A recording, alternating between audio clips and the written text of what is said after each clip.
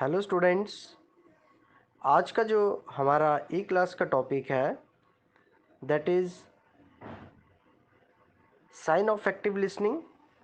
And active listening में हमने पढ़ना है कि वर्बल साइंस कौन कौन से हैं।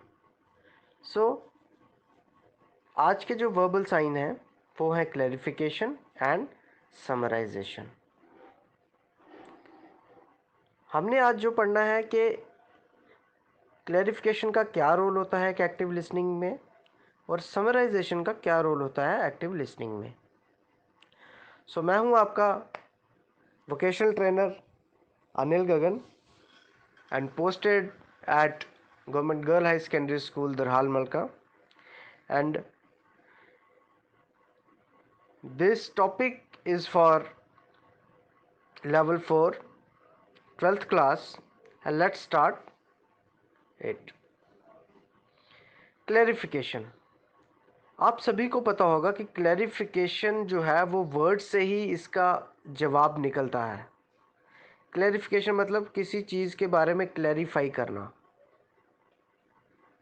अब यहाँ पे जो इसकी डेफिनेशन कह सकते हैं हम कि आखिर इसका मतलब क्या है। कहता है clarifying involves asking question of the speaker to ensure that the correct message has been received. जब कोई स्पीकर अपना लेक्चर दे रहा होता है या कुछ बता रहा होता है उसको क्लियर करने के लिए कि वाकई ही जो मैं बोल रहा हूँ मेरी ऑडियंस को समझ आ रहा है या नहीं, तो वो उसको क्लियर करने के लिए क्या करता है, क्वेश्चनिंग करता है।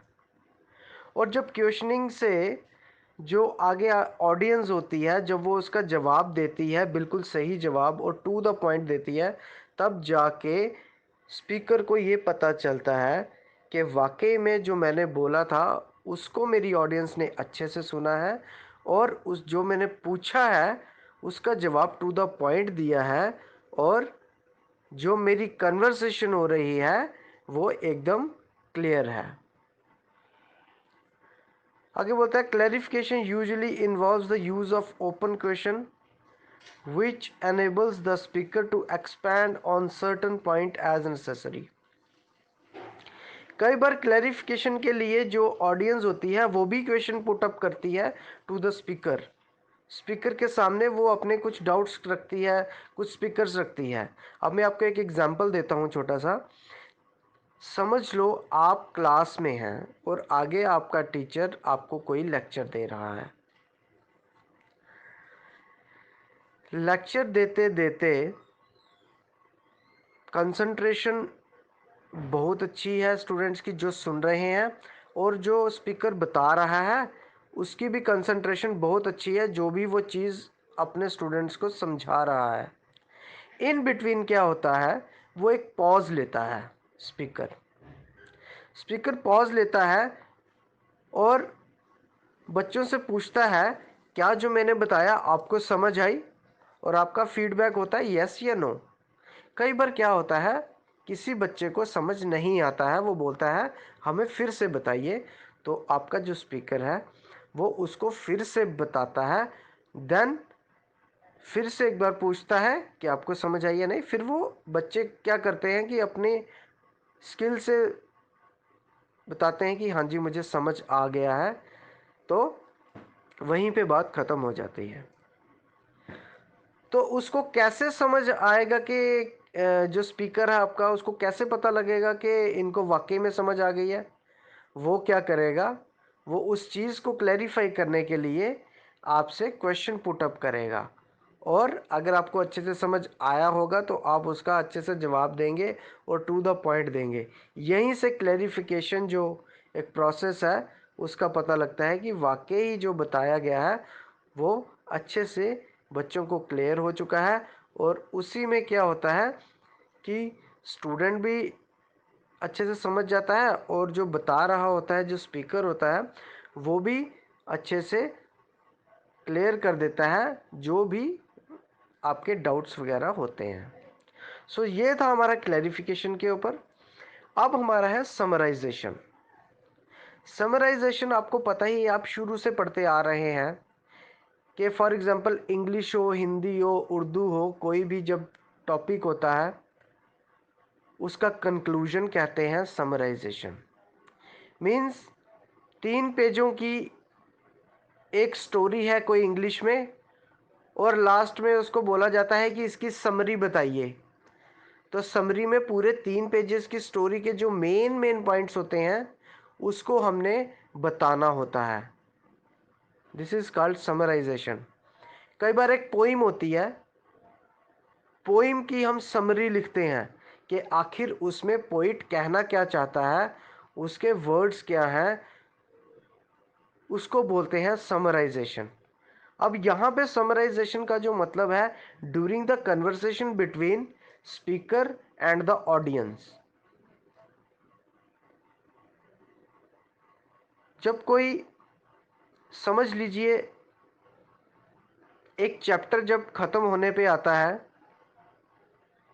स्टार्टिंग में जब चैप्टर शुरू होता है तो हम बताते हैं कि आपने इस चैप्टर में ये चीज़ें पढ़नी है। हम मेन पॉइंट आपको बताते हैं कि ये चीज़ें पढ़नी हैं, और इन बिटवीन हम उसको पढ़ा देते हैं। जब सारे वो टॉपिक कवर कर लेते हैं तो लास्ट में हम आपको पूछते हैं कि हाँ जी बताइए आपने क्या क्या पढ़ा। तो आप क्या करते हैं, आप वही मेन पॉइंट हमें बताते हैं कि हमने इस चैप्टर में ये चीज़ पढ़ी है, ये चीज़ पढ़ी है, ये चीज़ पढ़ी है। तो this is called the summarisation of the chapter.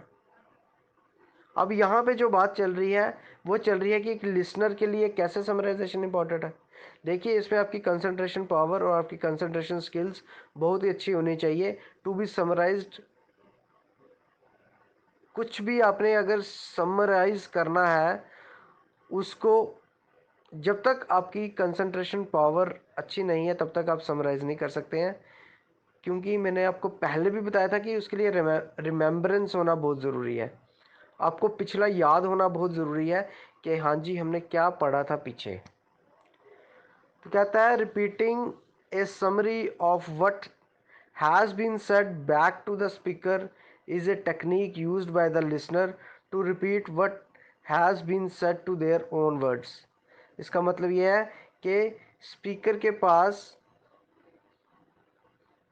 ऐसी टेक्निक होती है अपनी किसी चीज़ को समराइज करने के लिए, जिससे जो ऑडियंस है उसको जो उसने बताई गई चीज़ें हैं उसको कैसे उनसे ग्रैब करना है। उसने जो जो चीज़ें बताई होती हैं, अगर जो लिसनर है, जो ऑडियंस है वो अच्छे से सुन रही है तो उसकी समरी वो फटाफट बता देगी कि हमने क्या चीज़ पढ़ी थी और ये उसकी समरी है। And summarisation, summarising involves taking the main points of the received messages। मतलब समराइजेशन में क्या होता है कि मेन पॉइंट्स आपने बताने होते हैं, and reiterating them in a logical and clear way। और उसको जो भी आपने बताना है वो आपने एक लॉजिकल वे में बताना है और क्लियर वे में बताना है। Giving the speaker chance to correct if necessary. अगर स्पीकर को लगता है कि जो इसने मुझे समरी बताई है वो अगर बिल्कुल सही है तो उसमें कुछ भी बताने की ज़रूरत नहीं है, और अगर उस समरी में कुछ रह गया है तो उसको करेक्ट करने की ज़रूरत है। This all depends upon your speaker कि वो आखिर कैसे समरी या समराइजेशन को किस वे में वो लेता है। So this is all for today. Thank you and have a nice day, और stay home, stay safe.